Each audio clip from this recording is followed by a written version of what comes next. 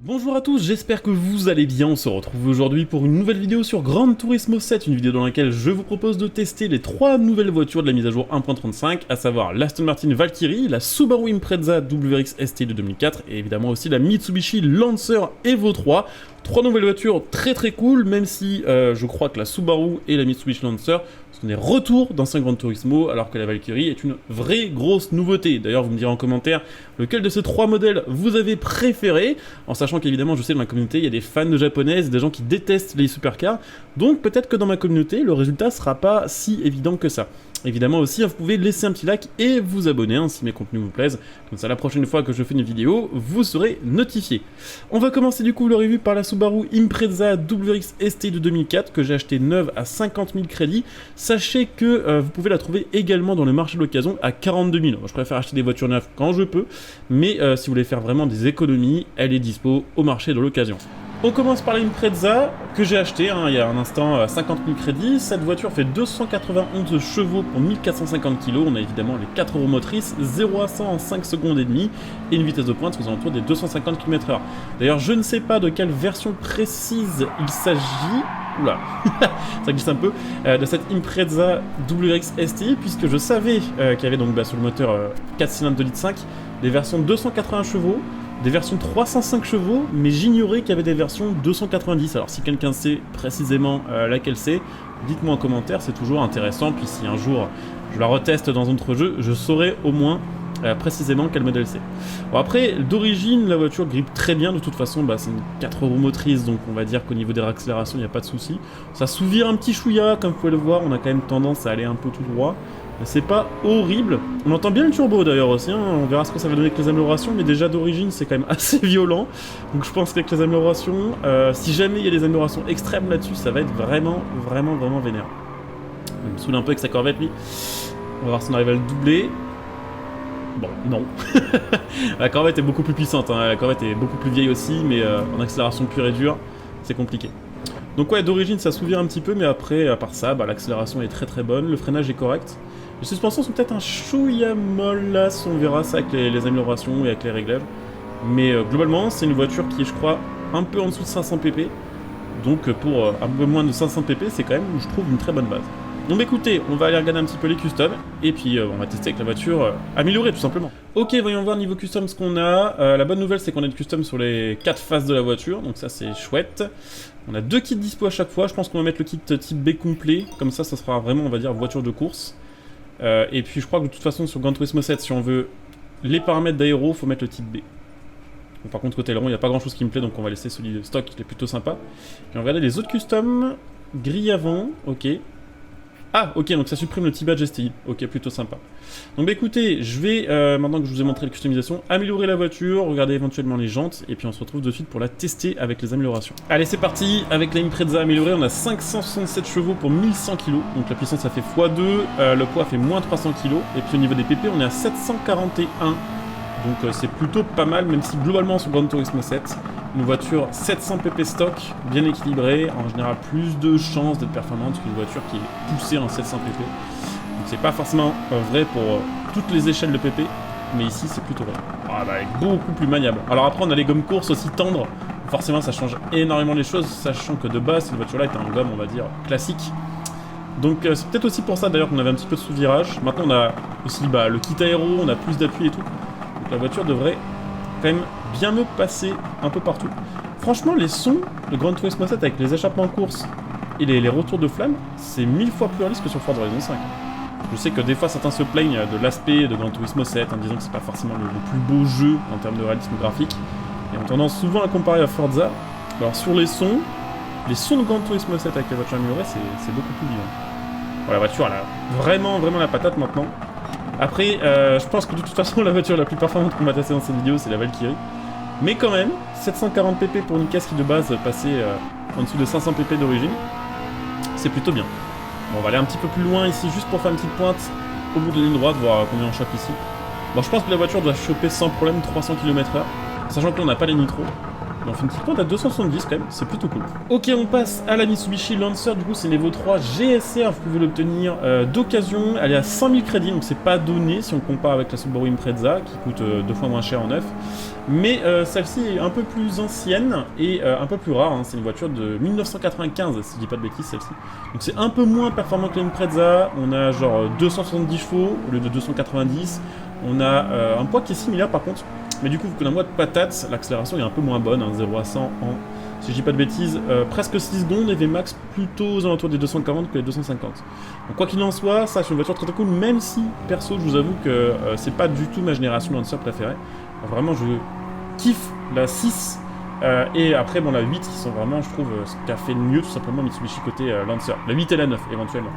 Après, à partir de la 10 et avant la 4, je suis un peu moins fan, même si ça reste des voitures quand même assez incroyables. Même les Evo 2 déjà, celle qui est avant celle qu'on a ici, ça faisait 260 chevaux et ça marchait très très bien. Bon, évidemment, on a les 4 roues motrices. Et puis bon, on a une voiture qui est assez cool à conduire. Par contre, bah, on sent bizarrement qu'on est passé sur un moteur de cylindrée un peu plus petite, hein. Ça se relance un peu moins fort, mine de rien. Puis là, on compte quand même beaucoup sur le turbo. L'effet turbo se sent peut-être plus d'origine que sur la Subaru. Il y en a, ça les fera kiffer. Il y en a, ils aimeront pas ça. Et puis la voiture est peut-être un peu plus fun à conduire aussi, mine de rien. Elle souvire moins, mais elle survire un tout petit peu plus. Donc c'est assez fun à conduire. Plus fun à conduire que la Subaru Impreza, mais je pense honnêtement d'origine moins rapide. Après, côté PP, c'est pas si éloigné. Je crois qu'on a genre 15 points de PP seulement en moins. Hein. Mais c'est voilà, c'est moins performant, clairement, ça se ressent. Mais c'est plus fun à conduire. Bon, ça souvient un petit peu aussi, mais franchement, à côté de la Impreza d'origine, c'est pas grand-chose. Bon, la petite ligne droite, on va se la faire quand même, histoire de voir jusqu'où on pousse d'origine. Mais jusqu'à 200, ça monte bien, en tout cas. Normalement. Après, si on voulait plus que ça, ce serait compliqué. Perso, par contre, au niveau son, c'est clair qu'entre ça et la Impreza, qui est le 4 cylindres à plat, 2,5 litres, la Impreza fait un son qui est 1000 fois plus sympa, je trouve. Mais bon, les 200 sont atteints. Et puis, en vrai, ouais, question comportement d'origine, c'est compliqué. Hein. Question paire, c'est facile à choisir. Question comportement, ça va vraiment dépendre de votre kiff perso. Allez, bah écoutez, on va aller sur la custom et se l'améliorer. Ok, custom assez sympathique hein, sur cette voiture-là. Il y a pas mal de choix aussi. Il y a des customs sur les 4 faces. Il y a 2 kits dispo. C'est un peu moins extrême que la Subaru Impreza, tout en étant dans le même délire. Hein, c'est-à-dire, bon, bah, une petite lame en plus et tout ce qui va bien. Et puis pareil au niveau des ailerons, il y a un petit peu de choix aussi. Je pense qu'on va laisser celui de base également pour cette voiture-là. Ok, la voiture est maintenant customisée, rabaissée aussi, avec des petites jantes modifiées. Et je trouve franchement qu'elle a une chouette gueule, celle-ci. Vraiment toute la face avant et en vue 3/4 avant, je trouve qu'elle est très très cool. La seule chose que j'aime pas trop sur cette voiture au final niveau design, c'est vraiment l'arrière. C'est là la grosse différence avec une Evo 4, 5 ou 6. C'est vraiment cette barre de feu à l'arrière, on dirait une barre de feu qui a été reprise d'une Toyota, genre des années 90, style Celica ou Corolla. Et ça fait un peu tout doux, on va dire, alors que l'avant et le profil, vous avez vraiment quand même une tronche de caisse un peu sportive. Après, côté amélioration et côté perf, actuellement, on est à 732 pp, donc on est 10 points en dessous de la Subaru Impreza. On est à 557 chevaux, donc 10 chevaux de moins. Par contre, côté poids, on est à 900 kg et des poussières, donc on est quand même 200 kg en dessous de la Impreza. Donc on a une voiture qui est très nerveuse à conduire, qui marche très bien, avec toujours un gros effet turbo qui va toujours aussi au niveau des améliorations. Les fameux pneus tendres course et bah, franchement ça change toute la voiture. Hein. La voiture est quand même assez cool à conduire, peut-être un peu plus lissée au niveau du feeling que d'origine quand même. C'est vrai que là on a peut-être perdu un petit peu en caractère, mais par contre ce qu'on a gagné niveau performance c'est assez abusé. Et puis on a gagné aussi un petit peu en son. On prend un peu plus de tours donc c'est un peu plus aigu. Et puis on entend un peu plus le turbo aussi, donc c'est que du bénéf, voilà. Après, évidemment, on va voir un petit peu ce que ça donne en ligne droite. Bon là, on n'est pas à égalité avec la Subaru, parce que la Subaru, on était sur Autopolis, qui est un peu plus petit. La Fuji est quand même une grosse ligne droite, je pense qu'on est capable de manger 300, vu la paire dans les bagnoles. En sachant que là, on a une boîte un peu plus longue aussi que la Impreza, c'est peut-être ça aussi qui fait qu'on a l'impression d'avoir moins d'accélération. La boîte de l'Impreza, elle était améliorée, mais les réglages étaient d'origine. Là, j'ai mis une boîte un peu plus longue, parce que justement, je savais que sur Fuji, on aurait une grosse ligne droite. Alors, est-ce qu'on mange un petit 300? Ouais, facile. Et niveau freinage... Au niveau freinage, ça freine bien, mais j'ai freiné trop tard. Bon, tant pis, pas beaucoup trop tard. Je pense à une demi-seconde près, c'était bon. Mais bon, la voiture est très cool. On va maintenant acheter la pièce maîtresse de cette mise à jour en 35, la Aston Martin Valkyrie, qui est disponible dans le concessionnaire des voitures neuves. 4 millions. En vrai, je m'attendais à peu près à ça, vu que bah, les performances sont quand même très élevées et la rareté est quand même plutôt élevée. Donc c'est pas déconnant pour Gran Turismo 7. Après, je pense que ça reste plus cher qu'IRL. 4 millions d'euros, elle doit coûter un peu moins que ça. Et en vert, elle est vraiment jolie en plus de ça. Hein. Donc bah écoutez, c'est parti, on va se tester d'origine sur le NURB. Bon, c'est parti pour le moment un peu compliqué de cette vidéo. J'ai jamais conduit de voiture aussi puissante sur Gran Turismo 7 au volant. Et en plus de ça, c'est une propulsion. Donc ça va être très chaud. Et en plus on part sur le nerd, donc ça va être très chaud x2. Ok, ça part directement.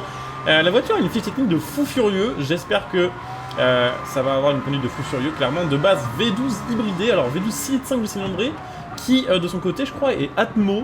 Je pense pas qu'il y ait de turbo là-dessus. Ça prend quasiment 11 000 tours, je crois, et ça fait 1000 chevaux.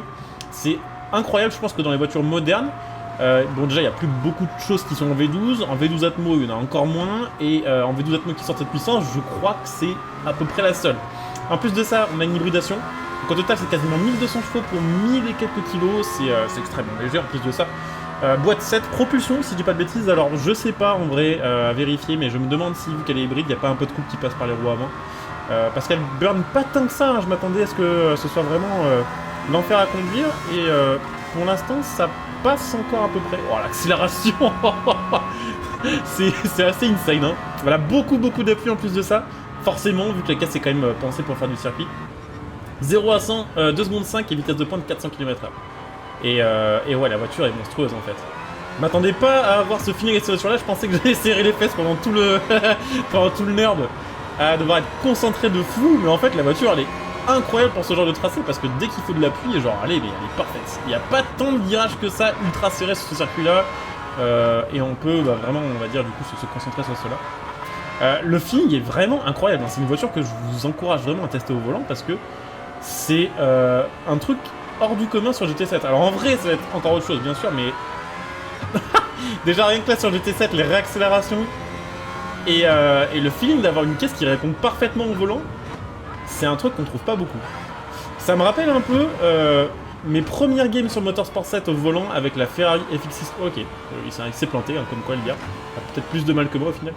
Ça me rappelle un peu la FX6K sur Motorsport 7 qui était une de mes voitures préférées à conduire parce que bah, ça freinait fort, ça tournait fort et ça accélérait fort.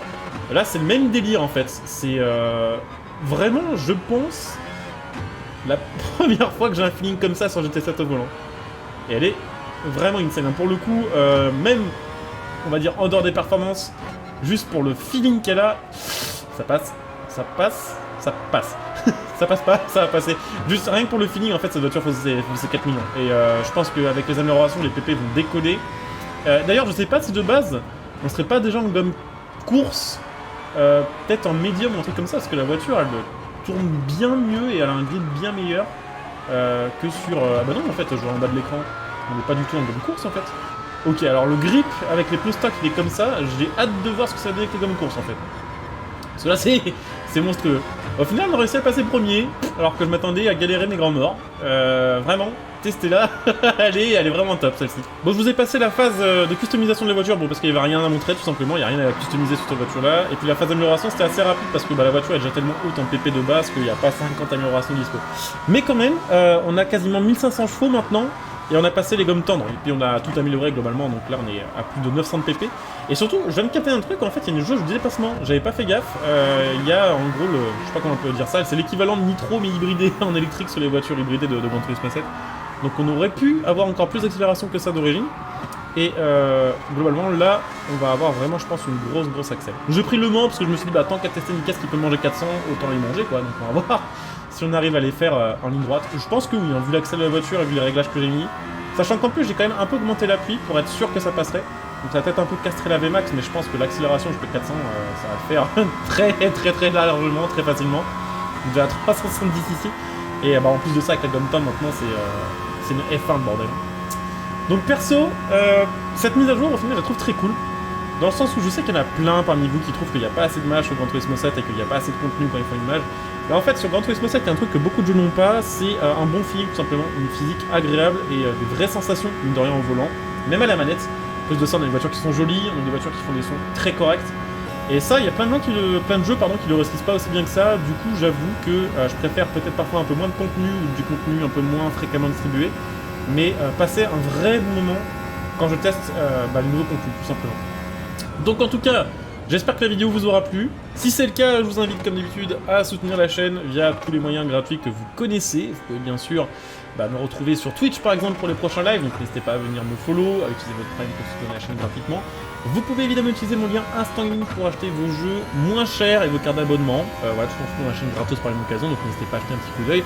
Évidemment, pour ceux qui veulent aider sur le long terme, Pensez éventuellement à checker les différents rangs que je propose, le bouton rejoindre cette vidéo, il y a plein de petits bonus sur les rangs que vous choisissez, et c'est vraiment un gros coup de pouce pour la chaîne, donc n'hésitez pas à jeter un petit coup d'œil.